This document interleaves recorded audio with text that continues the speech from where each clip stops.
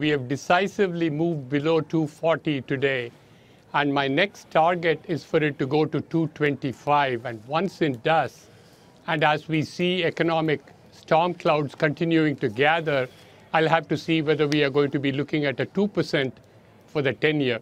Wow. But we are moving quite a bit further down from current levels.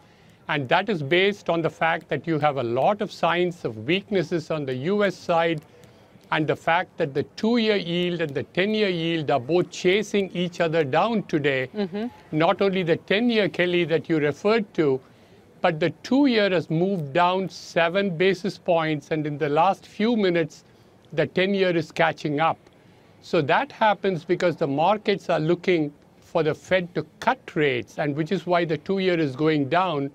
At the same time, the economic weakness signs are gathering, and that's why the 10-year yield is going down. Sri, let me ask you about that before you move on. So obviously, if we have especially a U.S. slowdown, as you said, we could be talking about 2% or lower. What if we don't, though? If we have a global slowdown and the U.S. economy holds up fine, do you still think the 10-year goes to 2.25?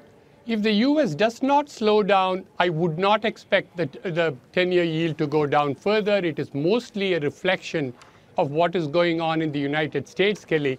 So if you have a global slowdown but not a US one, then you do escape an inversion of the yield curve, at least on the 2 to 10 side, and then you do not have a further decline in the 10-year yield either.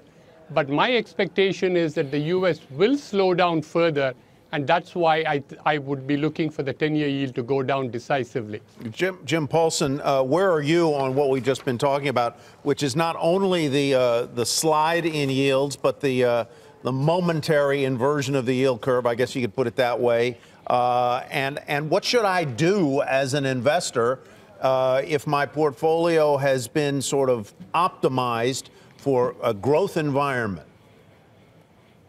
Yes, Tyler, I think the yield curve inversion is spooky. It's got a great historic track record for recessions, and I think you got to at least be mindful of that. I think there's reasons to suspect that it doesn't mean there's an imminent recession, but it's certainly a spooky indicator, and it's getting deeper as we speak, as Sri spoke to.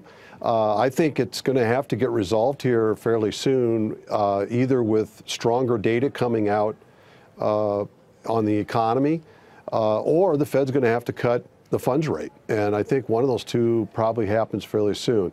What I would do is I would stay bullish, because I think that the odds of recession are still more remote than likely, and at least imminently. And if we finally do decide that we're not going to recess, I think there's quite a bit of upside here for the stock market now, being exasperated even more so with lower yields than we had earlier.